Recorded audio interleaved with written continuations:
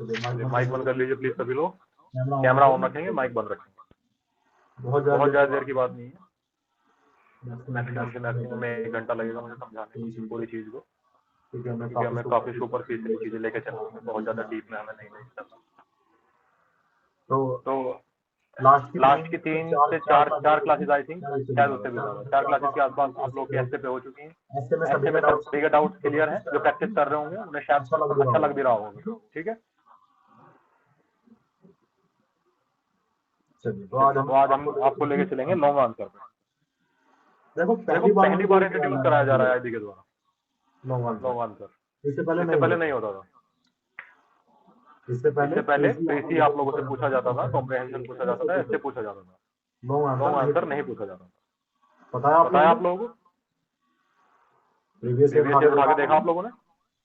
Yes sir, पहले press किया था। उसमें लॉन्ग आंसर नहीं थे। Yes sir. हाँ जी, तो उसमें लॉन्ग आंसर नहीं होते थे, और अब की बार पहली बार आईबी पूछने जा रही है, तो कोई भी 100% श्योरिटी से आपको ये नहीं कह सकता कि किस प्रकार के क्वेश्चन आप लोगों से पूछे, कोई भी नहीं कह सकता।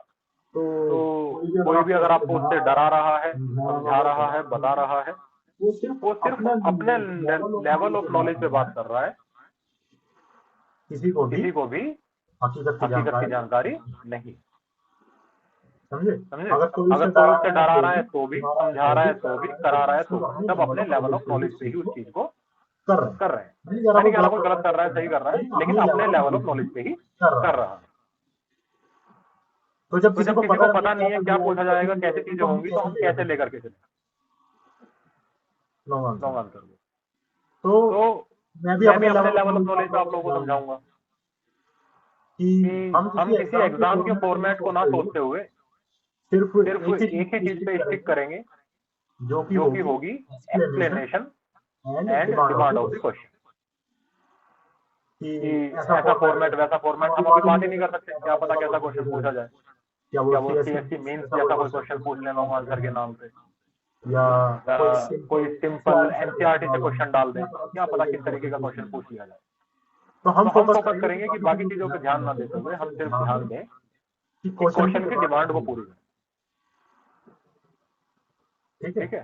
अब मैंने जब आप लोगों को ऐसे समझाया था, तब मैंने बताया था कि क्या अंतर होता है एक ऐसे में और एक आंसर। याद है सभी को? मैंने आप लोगों को समझाया था।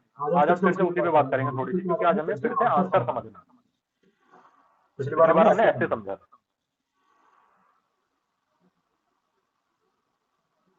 मैं स्क्रीन शेयर कर रहा हूँ आप लोगों के साथ में।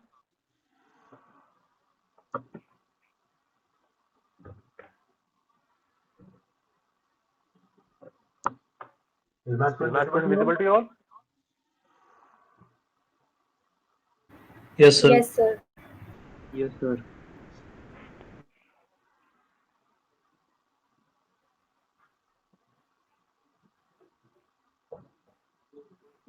तो जब मैंने आप लोगों को ऐसे समझाया था, तब ये बताया था मोटा मोटा एस से 360 डिग्री काम करता है, यानी हमें इंट्रोडक्शन से लेकर वो सारे एस्पेक्ट भी कवर करने होते हैं जो कि हिडन है, यानी कि डायरेक्टली डिमांड नहीं किए गए।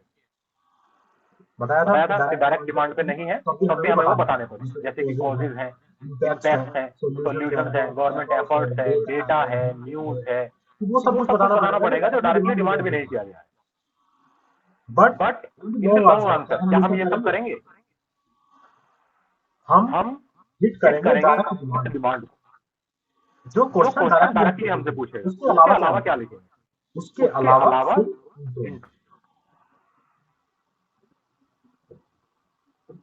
सिर्फ इंट्रो और फिर डायरेक्ट डिमांड को हिट कर देंगे।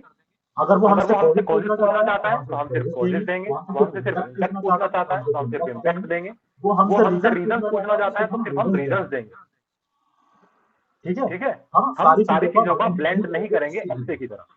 तो ये एक मेन डिफरेंस होता है आंसर में और एस्से में, कि एस्से में जो चीजें डायरेक्टली डिमांड भी नहीं की जाती, हमें वो भी थोड़ी थोड़ी लिखनी पड़ती है, ताकि हम एक पूरा 360 व्यूज पे दे सकें। अब जब हम आंसर लिख रहे होंगे तो मैंने ऐसे में बताया था कि डायग्राम कंपल्सरी नहीं है, बट अगर यहाँ पर उस आंसर को इलेबोरेट करने में डायग्राम की जरूरत पड़ेगी तो आपको वो बनाना ही पड़ेगा। यहाँ पे आप बुलेट पॉइंट का इस्तेमाल कर सकते हैं, ऐसे में आप नहीं कर सकते। यहाँ पे आप हेडिंग्स का इस्तेमाल कर सकते हैं, यहाँ पे आप नहीं कर सकते। यहाँ पे आप फ्लो चार्ट का इस्तेमाल कर सकते हैं, यहाँ पे ऐसे पे आप नहीं कर सकते, क्योंकि ऐसे 360 चलेगा लेकिन सिर्फ और सिर्फ पैराग्राफ फॉर्मेट में चलता रहेगा, सिर्फ और सिर्फ पैराग्राफ फॉर्मेट चलता रहेगा। लेकिन यहाँ पे हेडिंग्स भी आ सकती है, बुलेट पॉइंट्स भी आ सकते हैं, डायग्राम भी आ सकता है, फ्लो चार्ट भी आ सकता है, या फिर किसी और चीज की जरूरत पड़ेगी तो वो भी आ सकता है। यहाँ पे ऐसे पे जो मेन डिमांड हमारी होती है वो होती है कि शुरू से आखिर तक पूरा मुद्दा समझाया जाए, जिसको उस मुद्दे की ABCD भी ना पता हो वो भी उसे समझ जाए। ये हमारा ऐसे में होता है। बट इन दी आंसर हमें केवल और केवल अपना टॉपिक की डिमांड एक्सप्लेन करनी है, फालतू चीजों में बिल्कुल भी ध्यान नहीं देना। अभी मैं आगे एग्जांपल दूंगा कैसे क्वेश्चन आएंगे और कैसे उन पे हम आगे प्रोसीड करेंगे। फिलहाल के लिए छोटी सी बात समझ में आई, ऐसे और आंसर का डिफरेंस। कुछ लोगों को मैं देखता हूँ कि वो ऐसे को भी आंसर की तरह लिखते हैं या फिर आंसर को भी ऐसे की तरह लिखते हैं। ऐसे में आपकी प्रेजेंटेशन बहुत ज्यादा मैटर करती है, आंसर में आपकी प्रेजेंटेशन बहुत ज्यादा मैटर नहीं करती। ऐसे में आपकी ग्रामर बहुत ज्यादा मैटर करती है, आंसर में आपकी ग्रामर बहुत ज्यादा मैटर करती है, बहुत ज्यादा मैटर करती है। क्यों? क्योंकि आंसर में सबसे ज्यादा मैटर करेगी आपकी नॉलेज, क्योंकि एक पर्टिकुलर डिमांड पे वो पूछा जाएगा और आपको उसका ही आंसर करना पड़ेगा। ऐसे में अगर आपको एक कीवर्ड की भी नॉलेज है तो आप उसी पे घुमा फिरा करके उसे पूरा कर सकते हैं कि आप उसके कॉजेज, आप उसके इम्पैक्ट, आप उसके रीजन, न्यूज, डेटा, फैक्ट, कुछ भी आप उस पर लिखें, बट आंसर में आप वही लिखेंगे जो पूछा जाएगा। ऐसा नहीं है कि आपको उसमें वो चीज नहीं आती जो पूछी गई है और उसके अलावा आप कुछ भी लिखना शुरू करें। नहीं, आप कुछ भी नहीं लिखें, जो पूछा जाएगा वही लिखा भी जाएगा। उसके अलावा लिखेंगे तो मार्क्स नहीं आएगा। क्लियर? यहाँ पे नॉलेज है और सिर्फ नॉलेज को आपने कितने अच्छे से एक्सप्लेन किया। तो प्रेजेंटेशन यहाँ मैटर करती है कि एक्सप्लेन कैसे किया है, लेकिन वो एक्सप्लेन करने के लिए भी नॉलेज होनी चाहिए। ऐसे मैं नॉर्मली ये मानता हूँ, ये एक कंट्रोवर्शियल चीज हो सकती है बोलना क्लास में, बट मैं मानता हूँ कि ऐसे के टॉपिक पे अगर नॉलेज नहीं भी है बहुत ज्यादा, थोड़ी बहुत भी है, तो ऐसे काम चला लेना। ऐसे आप तब भी लिख लो। ऐसे एक राइटिंग स्किल का पार्ट है कि अगर आपको लिखना आता है ना, टॉपिक की जानकारी नहीं है, आप तो भी उस पर लिख दोगे। बट इन दी आंसर अगर आपको पता नहीं है तो आप इसे जबरदस्ती फिल नहीं कर, आपको उसके नॉलेज होना बहुत जरूरी। ठीक है? ये मुझे बार बार कहना ना पड़े कैमरा ऑन करने के लिए और सीधे बैठे। लेट की क्लास देखनी है जा सकते, सीधे बैठिए, आराम से बैठिए, कैमरा ऑन। और ये कोई ईगो या एटीट्यूड नहीं है। आप लोगों को बहुत जल्दी ईगो और एटीट्यूड लग जाता है कि इसमें तो ईगो या एटीट्यूड है, बस क्लास के मैनर और कुछ।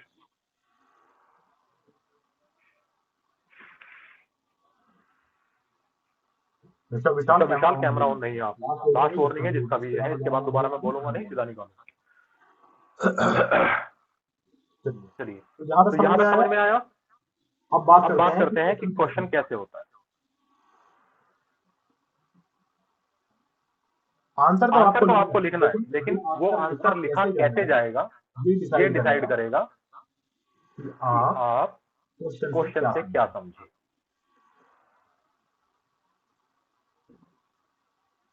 अब क्वेश्चन से क्या समझे से मतलब क्वेश्चन में हमेशा एक डायरेक्टिव होगा। क्वेश्चन में हमेशा एक डायरेक्टिव होगा जो स्पेशली डिमांड कर रहा होगा कि आपको क्वेश्चन में लिखना है। डायरेक्टिव वर्ड समझते हो? डायरेक्टिव वर्ड अगर ग्रामर के बेसिस पे देखे जाएं तो 40 से भी ज्यादा होगा, लेकिन हमें फोकस, अगर मैं आईबी के हिसाब से बात करूं तो हमें फोकस 4 या 5 पे ही करना। लेकिन अगर यूपीएससी के हिसाब से मैं उससे बात करूं तो तकरीबन 15 से ज्यादा आएंगे। तो मैं आपको 4-5 तो बहुत डिटेल में समझाऊंगा कैसे होते हैं, और बाकी के मैं आपको एक लाइनअप दूंगा कि बस इससे इतना समझ लो, बाकी छोड़ेगा दूसरे का ही मिक्स है। ठीक है, क्योंकि आप लोगों को बहुत ज्यादा आंसर नहीं लिखने हैं, सिर्फ 2 आंसर लिखने हैं। और मैं मानता हूं कि पहली बार क्वेश्चन पेपर आने वाला है, तो बहुत ज्यादा डिफिकल्ट या बहुत ज्यादा कॉम्प्लेक्स उसे बनाया नहीं है। ठीक है, डायरेक्टिव वर्ड जैसे सबसे इजी डायरेक्टिव वर्ड या सबसे ज्यादा जो आपने पढ़ा होगा फिर क्वेश्चन में, वो आता है डिस्कस। फिर आता है एक्सप्लेन। ये आप हमेशा से अपने स्कूल में पढ़ते आए हो, स्कूल कॉलेज यूनिवर्सिटी में। Explain how this thing works, कुछ भी हो सकता है। ठीक है, जैसे अगर मैं ज्योग्राफी में बात करूं, explain the plate tectonics, explain the plate tectonic theory. तो ये डायरेक्टिव वर्ड होता है। एक्सप्लेन करना क्या है हमें, क्वेश्चन में किस तरीके से हमें डाइव करना है, क्वेश्चन को किस तरीके से राइट करना है, ये हमें बताएंगे डायरेक्टिव वर्ड। अगर मैं अभी आपको ये मोटा मोटा डायरेक्टिव वर्ड पे बात करूं तो जैसे कॉमनली पहला डिस्कस, फिर examine, critically examine, analyse, critically analyse, elucidate, elaborate, comment, critically comment, evaluate, assess, justify, substantiate, enumerate, differentiate, distinguish, explain, outline, describe, highlight, trace, listing, ये बहुत सारे हो सकते हैं। और हर एक अलग तरीके की आंसर राइटिंग आपसे डिमांड करेगा कि आपको आंसर में लिखना क्या है। ठीक है, लेकिन जहां तक मैं मान रहा हूं कि बताऊंगा मैं सारे, लेकिन वो कहते हैं ना कि थोड़ा सा तो मुझे आइडिया देना पड़ेगा। जहां तक मैं मानता हूँ आपके 2 या 3 या 4 ही मैक्सिमम रहेंगे, जिनमें से एक आप लोग नोटिस करिएगा डिस्कस को, डिस्कस आ सकता है, दूसरा एक्सप्लेन आ सकता है। ठीक है, तो ये दोनों तो आप लोगों के बहुत ही मोटा है कि ये तो आएंगे ही लगभग। इनमें दो क्वेश्चन आएंगे, एक तो इनमें से ही आ जाएगा कि एक्सप्लेन करो या डिस्कस करो। फिर एनालाइज आ सकता है कि एनालाइज करो। और चौथा डिस्क्राइब करो। ये तीन चार ऐसे हैं जो मैं मानता हूँ कि आप लोगों के पेपर में आ सकते हैं। बाकी जस्टिफाई, कमेंट, ये सब उतना शायद नहीं है। मैक्सिमम आ जाएगा तो एग्जामिन आ जाएगा, अगर वो थोड़ा सा उसे डिफिकल्ट बनाने की तरफ चली। तो आप लोगों को इन 4-5 पे फोकस करने की, बाकी सब पे बहुत ज्यादा जरूरत नहीं पड़ेगी। लेकिन समझा मैं सारे दूंगा कि कैसे आप उन सभी को थोड़ा सीख सकते हो या क्वेश्चन लिख सकते हो। क्लियर है? यहाँ तक किसी को कोई दिक्कत नहीं होनी चाहिए। अभी मैंने कुछ बताया ही नहीं है, खैर दिक्कत चला है, दिक्कत आएगी बात।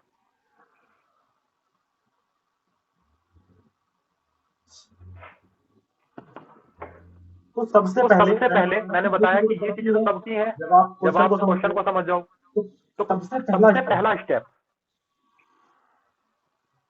नंबर 1, राइटिंग की लॉन्ग आंसर। हैंडराइटिंग से समझ में ना आए तो कोई दिक्कत नहीं है, पूछ लेना माइक खोल करके, हाथ उठा करके। सबसे पहले क्वेश्चन को मिनिमम 2 बार पढ़ो। Step number 1, read twice. एक बार में पढ़ के क्वेश्चन को आगे ना बढ़ो, कम से कम क्वेश्चन को 2 बार। ठीक है।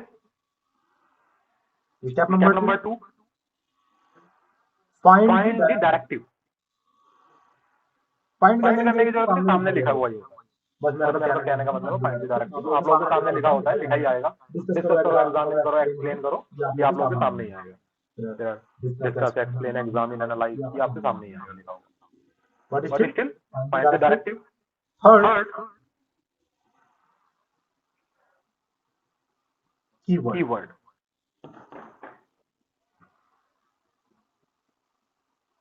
ठीक है, कीवर्ड 2 होंगे, एक सब्जेक्ट होगा, फाइंड द सब्जेक्ट, या फिर जिसे आप लोग बोलते हो concept. find the concept and then find the special directive. Special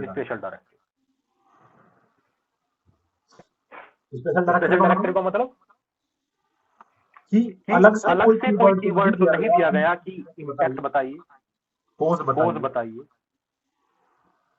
या सॉल्यूशन बताइए, यानी कि कोई अलग से डायरेक्टिव तो नहीं दिया गया है अदर देन डिस्क्राइब। ये जो डायरेक्टिव होते हैं इनके अलावा कोई स्पेशल डिमांड तो नहीं रखी गई। अगर स्पेशल डिमांड रखी गई है तो हम उसे स्पेशल डायरेक्टिव के नाम से लेके चलेंगे कि इन्होंने स्पेशली यही चीज मांगी है। तो हमें क्वेश्चन को 2 बार पढ़ना है और उसमें देखना है कि डायरेक्टिव क्या है, डिस्कस है, एक्सप्लेन है, एनालाइज है, क्या है, या कुछ भी नहीं है। जरूरी नहीं कि 100% हो, जरूरी बार नहीं भी होता। और जब नहीं होता यानी क्वेश्चन बहुत सिंपल है, वो क्वेश्चन आसान है जिसमें डायरेक्टिव नहीं है, यानी कि वो एक केवल कोर कॉन्सेप्ट पे आपसे बात करना चाहता है, उसके अलावा कुछ नहीं पूछता। फिर कीवर्ड सर्च करो। कीवर्ड एक होगा सब्जेक्टिव कॉन्सेप्ट, यानी कि किस कॉन्सेप्ट पर बात हो रही है, जैसे कि मैंने यहाँ पे बताया कि प्लेट टेक्टोनिक। ठीक है, तो आपको तुरंत पता चला कि ये ज्योग्राफी से है और प्लेट टेक्टोनिक इसका सब्जेक्ट रहेगा। दूसरा स्पेशल डायरेक्टिव की इम्पैक्ट कोज क्या पूछ रहा है, रीजन पूछ रहा है, क्या पूछ रहा है, वो आपको क्वेश्चन में फाइंड करना। ये आपके पहले स्टेप होंगे क्वेश्चन को पढ़ने के बाद। ठीक है, क्वेश्चन समझने के स्टेप है। इसके बाद स्टार्ट राइटिंग। सबसे पहले आएगा इंट्रोडक्शन। इंट्रो मोर और लेस ऐसे की तरह ही होगा, बस इसमें हिस्टोरिकल एस्पेक्ट अगर हिस्ट्री से नहीं है, या कोई एनेक्डोट या कोई ऐसी फालतू चीजें ना आकर के सीधा आएगी डेफिनेशन, डिफाइन द टॉपिक। सीधा आएगा डिफाइन द टॉपिक, यानी कि कोई फालतू का कोट नहीं, कोई एनेक्डोट नहीं, कोई स्टोरी नहीं, कोई हिस्टोरिकल एस्पेक्ट नहीं, डायरेक्ट डिफाइन द टॉपिक और डिफाइन द कॉन्सेप्ट। जैसे कि प्लेट टेक्टोनिक में पूछा गया कि प्लेट टेक्टोनिक की किसी स्पेशल स्टोरी के बारे में पूछ लिया गया, या किसी स्पेशल कोजेस पूछ लिए गए, इम्पैक्ट पूछ लिए गए, तो भी आपको इंट्रोडक्शन में impact, causes, describe, explain in पे ना जाकर के सीधा ये बताओ कि आपको क्या पता है कि प्लेट टेक्टोनिक क्या होता है। 2 से 3 लाइन में, मैक्सिमम 4 लाइन में इस चीज को खत्म करो। डिफाइन करो क्या हो। ठीक है।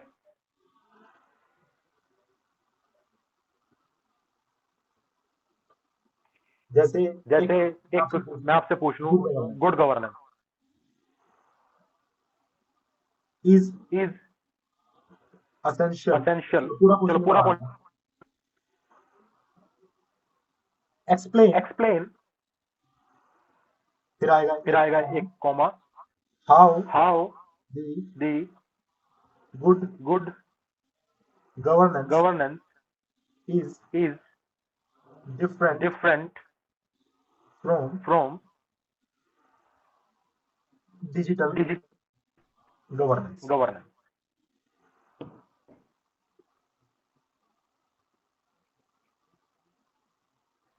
तो एक्सप्लेन करिए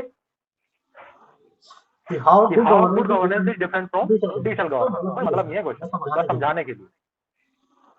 तो भाई समझते हैं ऐसे। हमारा वाइट पेन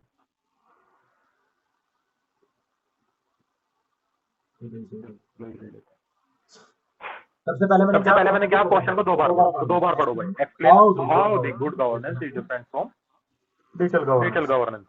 ठीक है। दूसरा क्या है, कीवर्ड ढूंढो, डायरेक्टिव ढूंढो। डायरेक्टिव क्या है, एक्सप्लेन। डायरेक्टिव क्या है, एक्सप्लेन करो। फिर कीवर्ड ढूंढो। कीवर्ड में क्या ढूंढना है, सबसे पहले कॉन्सेप्ट क्या ढूंढो। कीवर्ड में क्या ढूंढना है, सबसे पहले कॉन्सेप्ट क्या है। है good governance and digital governance, ये कॉन्सेप्ट है।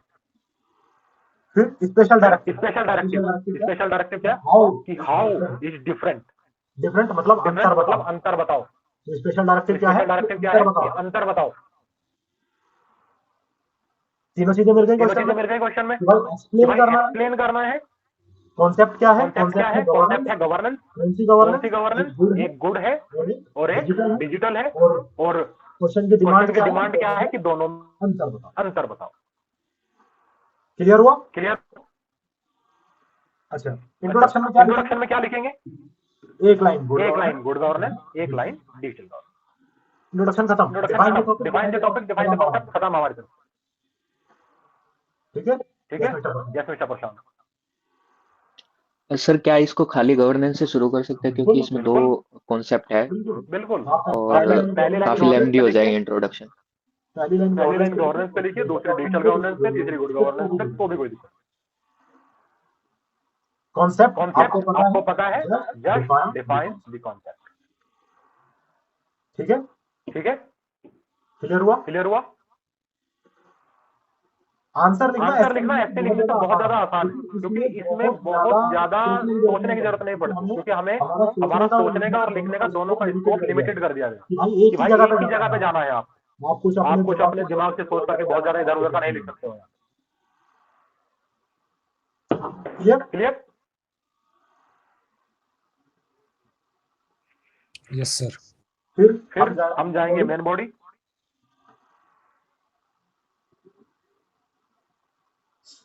मेन बॉडी में हम यूज करेंगे डायरेक्टिव वर्ड का, जो मैं अभी आगे समझाऊंगा कि कैसे कैसे करनी है। अब वो कैसे होगी, ये आपका डायरेक्टिविटी डिसाइड करेगा। प्लेन है तो प्लेन वाली मेन बॉडी आएगी, एनालाइज है तो एनालाइज वाली मेन बॉडी आएगी। वो हम आगे आगे देखेंगे।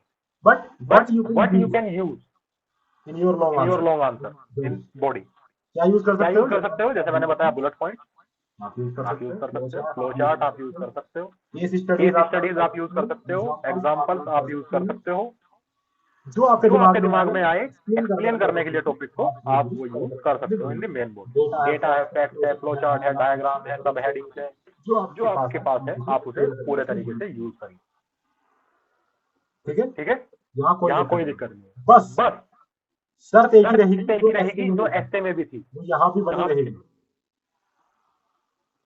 क्या शर्त बनी रहेगी? Never break the flow. यानी कि अगर किसी चीज की प्रॉब्लम्स लिख रहे हो तो सॉल्यूशन प्रॉब्लम के बाद ही आएंगे। ऐसा नहीं है कि पहले सॉल्यूशन लिख दो फिर प्रॉब्लम लिख दो। अगर किसी चीज के कॉज लिख रहे हो तो पहले वो चीज लिखनी पड़ेगी, पहले वो सिचुएशन लिखनी पड़ेगी जिसके कॉज लिखने वाले। इम्पैक्ट हमेशा सिचुएशन के बाद आएंगे। जो मैंने ऐसे में बताया था कि एक फ्लो होगा आपका, वो फ्लो आंसर में भी मेंटेन रहेगा। एक के बाद एक चीजें ही आएंगी। ऐसा नहीं है कि कहीं भी कुछ भी आप लिख दो। अगर यहाँ पे हम कह रहे हैं आपसे कि एक्सप्लेन करिए एयर पोल्यूशन, हम कह रहे हैं एयर पोल्यूशन का एक्सप्लेन करिए, तो सबसे पहले आप सोल्यूशन नहीं लिख सकते।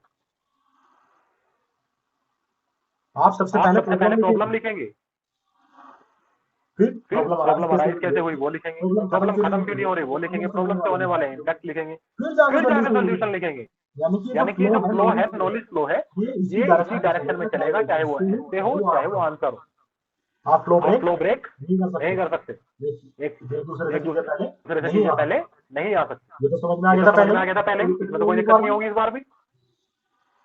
हाँ, तो फ्लो कभी भी ब्रेक नहीं होगा, हमेशा फ्लो अच्छा रहना चाहिए आपके answer.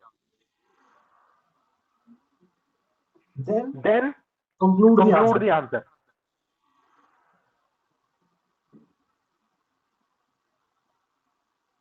Conclude the answer. Conclude कैसे होगा? डिपेंड करेगा कि टॉपिक क्या डिमांड कर रहा है। Maximum time in the answer 90% of the time in the answer हमेशा समराइज होगा। यानी पूरे आंसर को समराइज करके दोबारा आपको 3 लाइनों में लिखना होगा कि आपने ऊपर जो बात की है उसका समरी क्या है। वही कंक्लूजन 90% ऑफ द टाइम चलेगा। बस वही ऐसे वाली शर्त यहाँ लगेगी, positive and way forward time.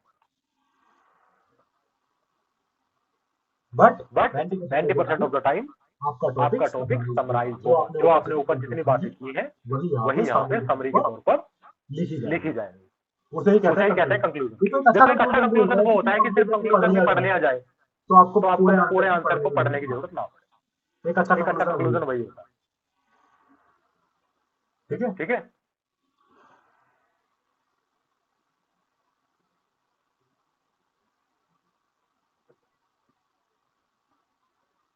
अब इसमें क्या क्या यूज करके हम इसे थोड़ा बेहतर बना सकते हैं।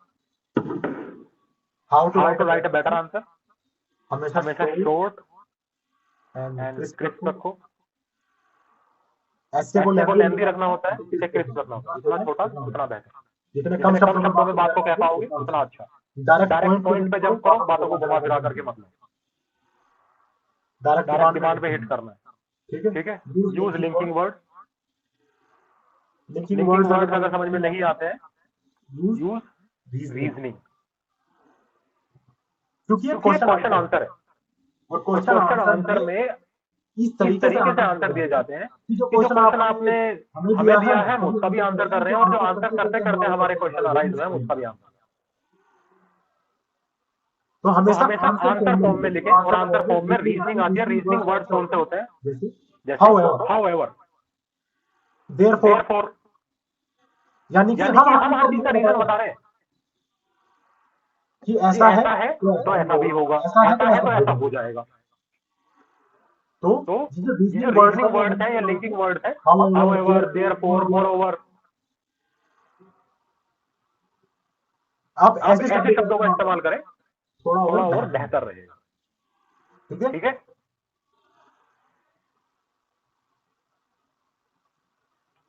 Underline your fact. अब लोग बोलते हैं कि अंडरलाइन कैसे करें। हम कुछ चीजें अंडरलाइन करते हैं तो या तो हम पूरी कॉपी को कर देते हैं, पूरी लाइन को कर देते हैं, या फिर कहीं अंडरलाइन करते हैं जिसका कोई मतलब मुझे नहीं रहता। देखो मैंने मैक्सिमम बच्चे देखे हैं अंडरलाइन करते हुए, वो पूरा आंसर लिख लेते हैं या पूरा ऐसे लिख लेते हैं। ऐसे में अंडरलाइन करना होता है, वो पूरा आंसर पूरा ऐसे लिख लेते हैं और उसके बाद पेन उठाते हैं लास्ट में और या ऐसे मार के चले जाते हैं। हो गया अंडरलाइन। आप में से बहुत सारे ने कई बार किया होगा। जरूरी नहीं है वहां कुछ लिख रहा हूँ, बस अंडरलाइन करना था, 2-4 जगह कर दिया, सुंदर लगता, पेन उठाया कर दिया। तो अंडरलाइन करने का औचित्य नहीं रहता कुछ। तो अंडरलाइन का फायदा क्या है? देखो अंडरलाइन कहाँ करनी है, बिल्कुल एक लाइन में, बिल्कुल साफ समझाता हूँ।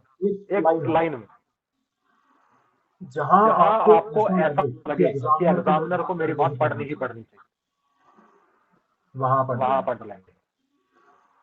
मतलब मैंने तो कमाल कर दिया, यहाँ कुछ ऐसा लिख दिया कि और किसी की बुद्धि में आएगा ही नहीं।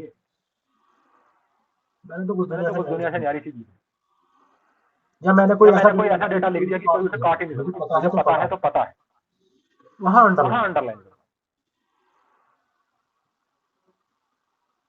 अंडरलाइन का मतलब है कि आप एग्जाम में सर से पकड़ रहे हो, चेक करते हो बुद्धि से, और कह रहे हो यहाँ पढ़, यहाँ पढ़, यहाँ पे पढ़।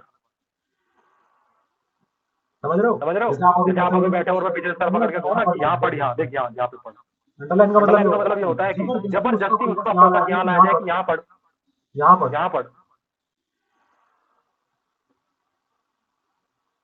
तो अंडरलाइन वहां करनी चाहिए जहां पे आप श्योर हो अपने कॉन्टेक्स्ट को लेके, अपने कॉन्सेप्ट को लेके, अपने डेटा को लेके, अपने फैक्ट को लेके, कि जबरदस्ती एग्जामिनर को पढ़ाओ ये पढ़। तो अंडरलाइन वहां करनी, समझे? बाकी पूरे आंसर को अंडरलाइन नहीं किया जाता। अंडरलाइन का मतलब है कि एग्जामिनर साहब आपके पास, अंडरलाइन का मतलब है कि एग्जामिनर साहब आपके पास पूरा आंसर पढ़ने समय नहीं है, कोई बात नहीं, लेकिन 2 लाइनें ये प्लीज पढ़। अंडरलाइन का मतलब ये। तो अंडरलाइन का इस्तेमाल करें, और हमेशा वर्ड लिमिट में। वर्ड लिमिट से कोशिश करें -10% के आसपास खत्म करें। यानी कि अगर 300 शब्द है लिमिट में, ठीक है, तो 270 के आसपास, 275 के आसपास खत्म करें। 150 है तो 135 के आसपास, 140 के आसपास खत्म करें। -10% पे ही आप चल, क्योंकि लिमिट का मतलब समझिए आप लोग। स्पीड लिमिट का मतलब पता है? सड़क पे गाड़ी चलती है, स्पीड लिमिट है 100 की। उसका मतलब ये नहीं है कि आप 100 पे ही चले, उसका मतलब है आप 100 से नीचे कितना भी चल सकते, 100 से ऊपर नहीं जाना है। 100 से ऊपर नहीं जाना। तो अगर आपकी वर्ड लिमिट 100 की है, तो अगर आपकी वर्ड लिमिट 100 की है और आप बहुत अच्छे से एक्सप्लेन कर पा रहे हो इवन 50, इट्स गुड। बस शर्त ये है कि जो डिमांड थी वो आपने पूरी कर दी, और 100 से कम शब्दों में। डजंट मैटर वो 50 है, 60 है, 70 है, 80 है, 99। बस डिमांड पूरी होनी चाहिए। ये नहीं है कि मैंने 50 वर्ड पे लिख दिया तो बात नहीं करा, डिमांड भी पूरी होनी चाहिए। तो डिमांड पूरी करो और उससे कम शब्दों में करो। तो कोशिश करो कि 10% 10% आसपास कम रखो। 100 की है तो 90 के आसपास में खत्म करो, 150 की है तो 135 140 के आसपास खत्म करो। ये सारी चीजें क्लियर हो गई।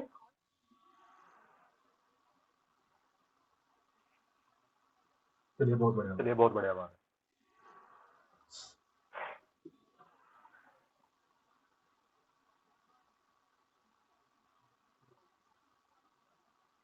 अब हम बात चलते हैं directive words. How to handle directive. अब प्लीज एक बात समझ लो, डायरेक्टिव डायरेक्टिव वर्ड एक दूसरे से बहुत ज्यादा अलग नहीं है। जो डिस्कस में है लगभग वही एक्सप्लेन में, लगभग वही एनालाइज में। तो बहुत माइनर डिफरेंस है। कोई ऐसे हार्ड वर्क लाइन नहीं रहेगी जिससे आप ये कहने लगो कि मुझे तो ये समझ में नहीं आया, ये तो उसके जैसा ही लग रहा है। हाँ, हमें भी लगता था। तो बहुत ज्यादा मेजर डिफरेंस, इतना बड़ा मेजर डिफरेंस नहीं आएगा कि आपको वो बिल्कुल एक लाइन खींच के दे दी जाए कि भैया इधर डायरेक्टिव लिखा जाएगा, इधर एक्सप्लेन लिखा जाएगा, इधर एनालिसिस लिखा जाएगा। नहीं, it's like a Venn diagram. ठीक है, ऐसी लाइन नहीं है कि एक इधर आ गया, एक इधर आ गया। नहीं, it's like a Venn diagram. ये अगर एक्सप्लेनेशन है तो ये एनालाइज है, यानी इसका इतना हिस्सा इसमें भी आएगा। और फिर ये एग्जामिन है। तो वेन डायग्राम की तरह काम करेगा। वही चीजें लगभग सब में है, लेकिन थोड़े बहुत माइनर डिफरेंसेस 1-2%, 4-5% की डिमांड के चलेंगे। समझ में आया? तो ये मत सोचना कि ये तो उसके जैसा ही लग रहा है, फिर ऐसा ही लगता। जब तक आप बहुत सारे क्वेश्चन प्रैक्टिस नहीं करते, जब तक ऐसी ही चीजें लगती। चले आगे।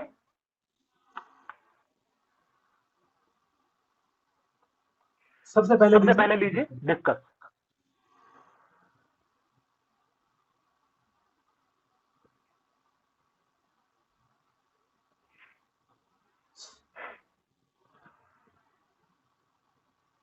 जब भी कभी डिस्कस आए तो मैक्सिमम टाइम होगा कि आपसे 2 पॉइंट पे बात की जा रही हो या एक सिक्के के 2 पहलू पूछे जा रहे हैं, जैसे कि आर्ग्यूमेंट पूछी जाती है। Maximum time. ठीक है कि आपसे दोनों चीजें पूछी जाएंगी, उसके फायदे भी, नुकसान भी। जैसे क्वेश्चन मैं आपको दूं, discuss the role of civil services in a democracy.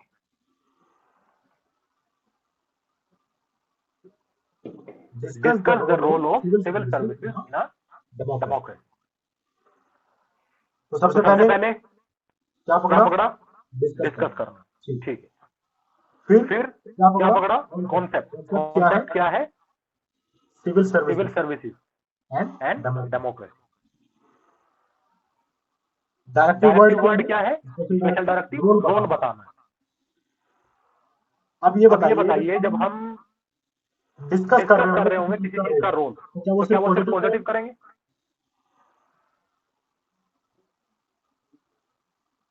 वो पॉजिटिव नेगेटिव दोनों तरीके से होगा कि भाई वो कैसे इंपैक्ट करता है, पॉजिटिवली नेगेटिवली। तो मैक्सिमम टाइम जब भी डिस्कस का वर्ड आएगा, वो डिमांड कर रहा होगा कि आप दोनों पहलुओं की बात करें एक टॉपिक। और इसकी मेन बॉडी में 2 पैराग्राफ चलते हैं। First positive one, second negative. Positive negative कहना तो गलत हो जाएगा। It's like one is supporting the argument another one is opposing the argument for the statement.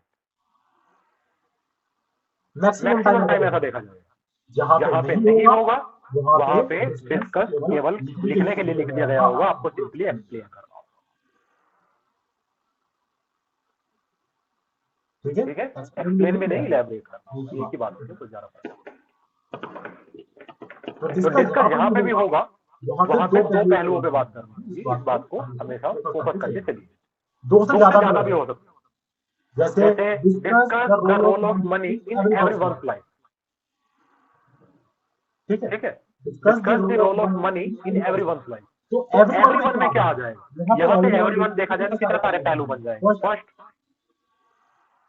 men, second women, third transgender. अगर gender पे से ले ले, जेंडर पे ना ले, एज पे ले ले, तो first child, second adult, third old. ठीक है, अगर हम इसे सोसाइटी में ले लें इस पहलू को, तो how many is affecting the rural one, the urban one, कितने सारे पहलू बन सकते हैं। ठीक है, तो मतलब डिस्कस जब भी बात आएगी तो वो बहुत सारे पहलुओं पे आपसे चर्चा करना चाहते हैं। डिस्कस का मतलब होता है चर्चा करिए, जहां जहां ये चीज इम्पैक्ट डालेगी सब ले आओ। समझे? कोई रॉकेट साइंस नहीं है। आप वैसे भी अगर मैं ये चीज ना भी समझाता तो भी आप यही लिखते हैं इसमें, अगर मैं नहीं भी समझाता तब भी यही लिखते हैं। क्लियर? क्योंकि इतना बेसिक आइडिया तो आपको भी है कि किस वर्ड का मतलब क्या होता है। बस वो थोड़ा सा फॉर्मा बन जाता है, मतलब पता तो आपको भी है, यूनिवर्सिटी में से यही चीज लिखते आए हो, वो चलो थोड़े लिखा था वहां पे। ठीक है, दूसरा है एग्जामिन।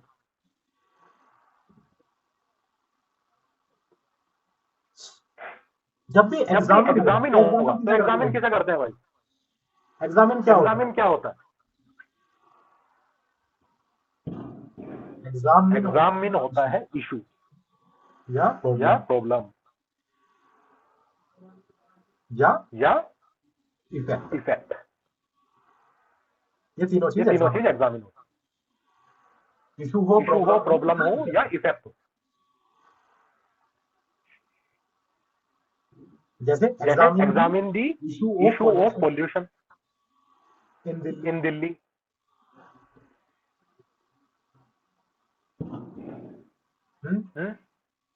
या examine the problem of traffic in Bengaluru,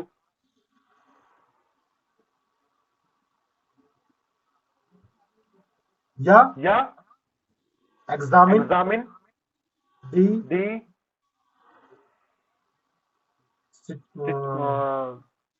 progress of Jan Dhan योजना। मतलब उस योजना का क्या इफेक्ट हुआ वो एग्जामिन करके बताओ, पॉलिसी का क्या इफेक्ट हुआ वो एग्जामिन करके बताओ। तो एग्जामिन होता है इशू, प्रॉब्लम या इफेक्ट। समझे? तो इस पे डायरेक्ट क्वेश्चन कैसे आएगा? Examine the impact of GST on fiscal federation.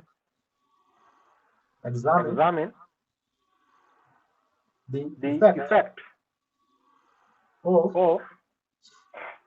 GST on fiscal federation।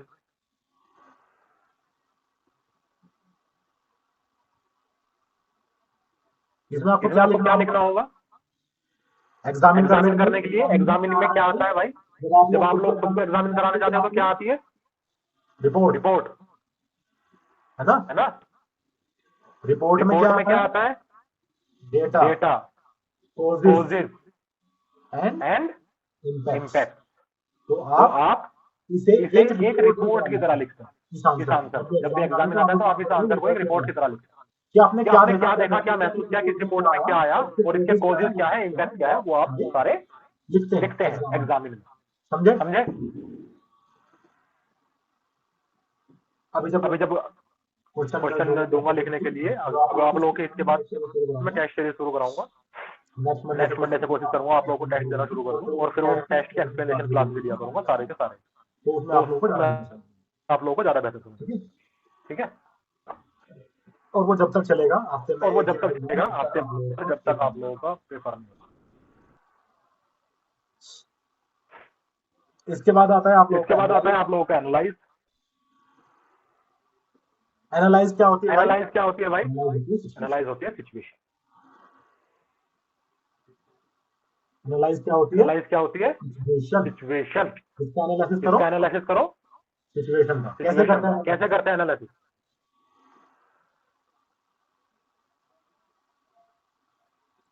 अगर मैं आपको बोल दूं कि ये डेटा है, इस डेटा को एनालाइज करो, तो आप तो आप क्या करेंगे?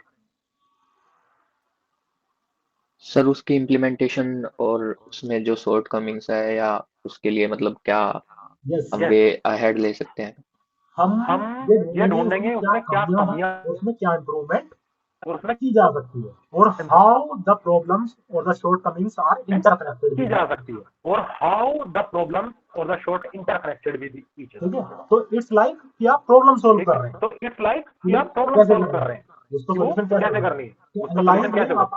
एनालाइज में आपको प्रॉब्लम फाइंडर बनना पड़ता है और फिर उसका सोल्यूशन देना पड़ता है। क्लियर है? वर्ड से क्लियर हो जा रहा है? वर्ड से क्लियर हो जा रहा है ना, किसमें क्या करना है? एनालाइज क्या होती है? सिचुएशन। और उसमें आपको प्रॉब्लम को ढूंढ करके उसे सॉल्व करना होता है। जैसे analyse the causes of urban flood in Bihar. Analyse the causes of urban flood in, चलो इंडिया ही कर लो, बिहार को इंडिया। तो आप क्या ढूंढेंगे? कॉजेज कैसे हो रहे हैं, कितने हो रहे हैं, कहाँ हुए, क्यों हुए, इंटररिलेटेड कैसे, सोल्यूशन क्या है। राइट? समझ गए?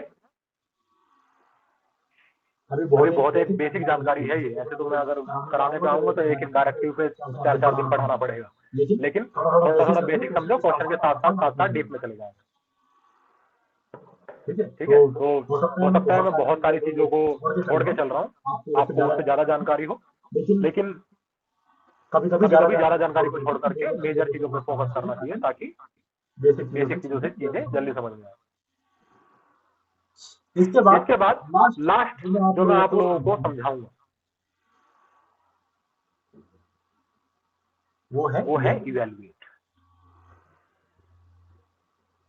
जो मैं आप लोगों को इन डिटेल बता रहा हूँ। इवैल्यूएट क्या होती है?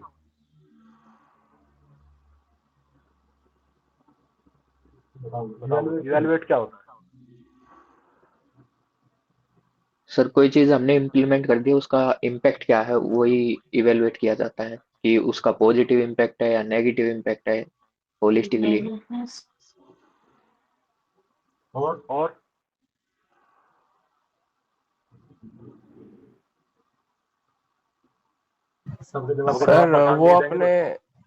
सर वो अपने निर्धारित गोल से कितना हद तक कंप्लीट हो पाया या नहीं हो पाया, टारगेट अचीव हो पाया कि नहीं।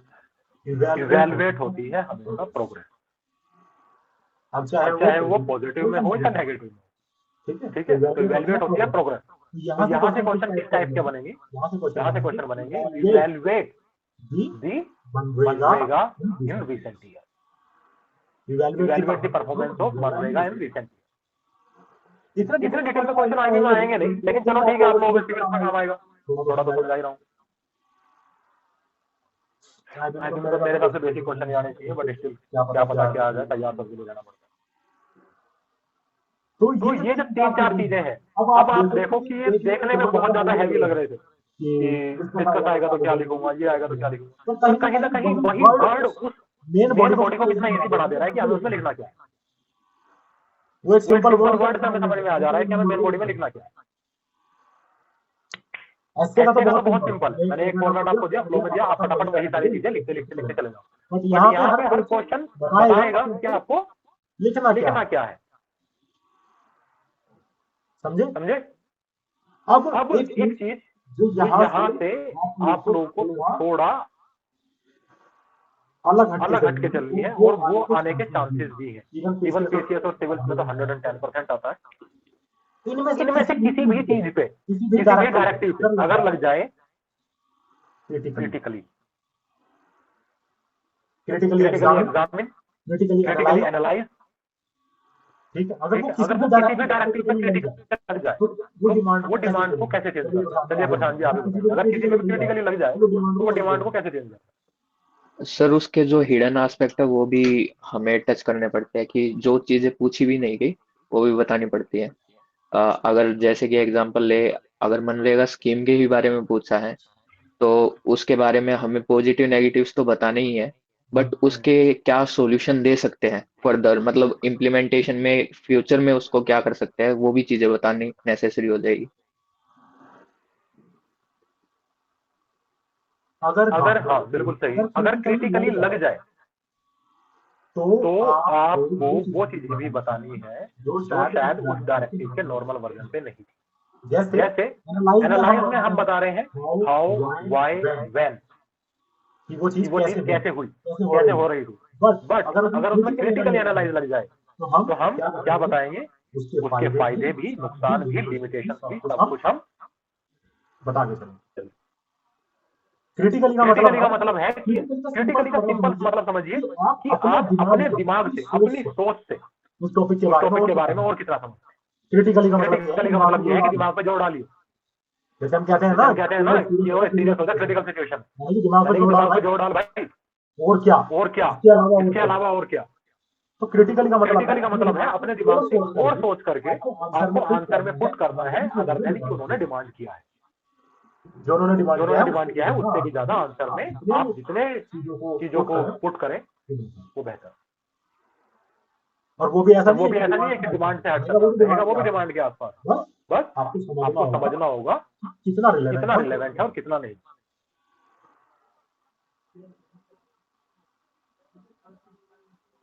समझे?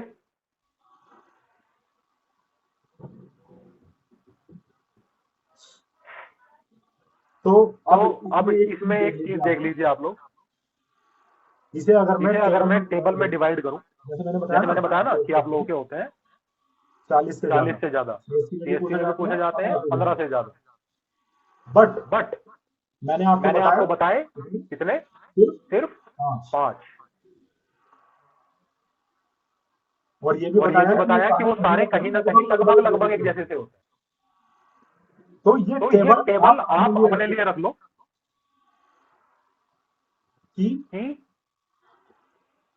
लगभग बाकी 95%, 96% तक किसके जैसे। यहाँ पे हम लिखेंगे नेचर, ठीक है। यहाँ पे डायरेक्टिव और यहाँ पे लिखेंगे अप्रोच। तो सबसे पहला नेचर है एक्सप्लेनेटरी, यानी कि सिंपल एक्सप्लेनेशन टाइप मांगी गई है, बहुत ज्यादा यूनिक चीजें नहीं मांगी गई है। इनमें है एक्सप्लेन,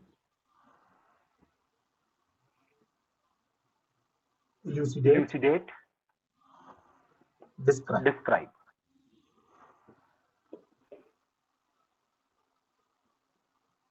ठीक है। और इन्हीं में आप लिख सकते हैं डिस्कस। ये सब लगभग सब सेम नेचर के होते हैं। अप्रोच क्या है? Inform about the topic,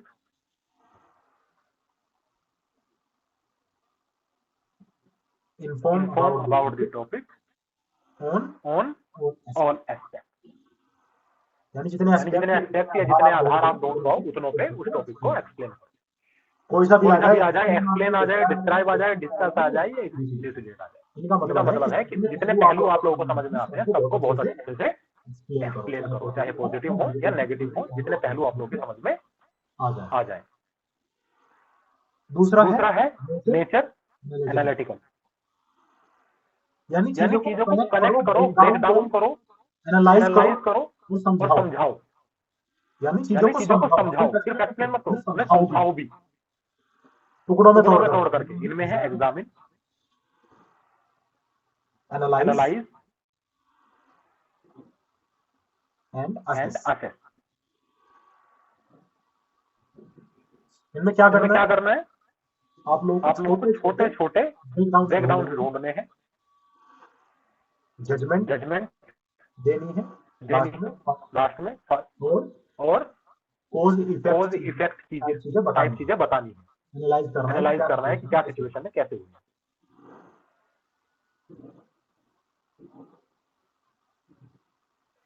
supportive nature जिसका सपोर्टिव होगा वो होगा जस्टिफाई, सब्सटेंटिएट। ठीक है, इनमें क्या करना है? डिफेंड द टॉपिक, यानी कि हर हालत में टॉपिक को सही साबित करो, स्टेटमेंट को सही साबित करो। यानी कि वो डेटा वो फैक्ट, अपनी सोच कुछ भी लाओ, लेकिन टॉपिक को सपोर्ट करो, स्टेटमेंट को सपोर्ट करो। ठीक है। क्रिटिकल में क्या होगा?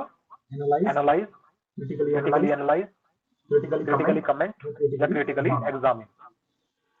इसमें आपको क्या करना है कि right both the side plus your opinion, मतलब it's like a creative argument. Critically analyse कि आप जितना आप सोच सकते हो वो सोच के पॉजिटिव नेगेटिव कॉज इफेक्ट जो आप लोगों के दिमाग में आए वो आप लोग यहाँ पे लिखें। ठीक है। एक इससे अलग होता है जिसे हम बोलते हैं लिस्टिंग। बहुत कम देखा जाता है और आईबी में तो शायद नहीं ही आएगा। लिस्टिंग का मतलब होता है कि डायरेक्ट हम क्या करेंगे? बुलेट पॉइंट्स डायरेक्टली सीधा हेडिंग डालेंगे, छोड़ेंगे, हेडिंग डालेंगे, छोड़ेंगे। इसके लिए डायरेक्टिव वर्ड्स होते हैं इलैबोरेट, आउटलाइन और लिस्ट। जैसे आप लोगों ने देखा होगा list the causes of a problem, जो प्रॉब्लम चाहे ट्रैफिक हो, पोल्यूशन हो, कुछ भी हो, लिस्ट दैट, एलैबोरेट देम। यानी कि आपको क्या करना है? पॉइंट देने कि एक ये प्रॉब्लम है, एक ये प्रॉब्लम है, एक ये प्रॉब्लम, लिस्ट देंगे फटाफट ऊपर से नीचे तक। पूरी आईबी में मुझे नहीं लगता कि आएगा। तो समझे ये 4-5 कैटेगरी है जिनमें आपके सारे मिला करके डायरेक्टिव लगभग आ जाते हैं। समझ गए? अभी नहीं भी समझे क्वेश्चन के साथ समझ जाओ।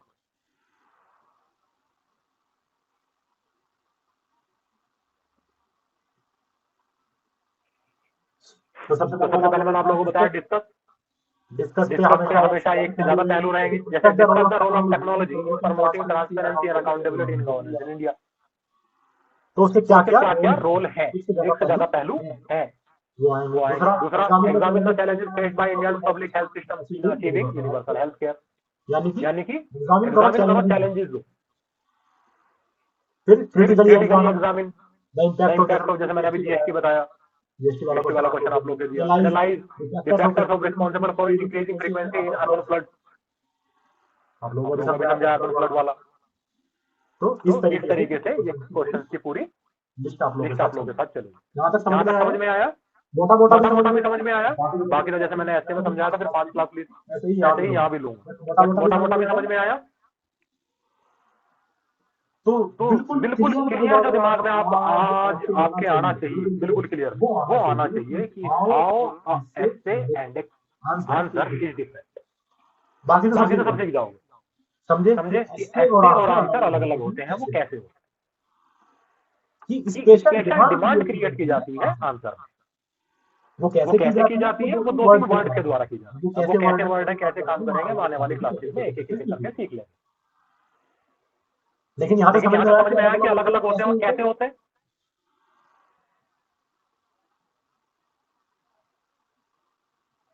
चलिए बहुत बढ़िया। इसमें कोई समस्या यहाँ तक? चलो पहले रिकॉर्डिंग बंद कर देता हूँ, फिर आप लोगों के डाउट लूंगा, आप लोगों से बात करूंगा जैसे भी।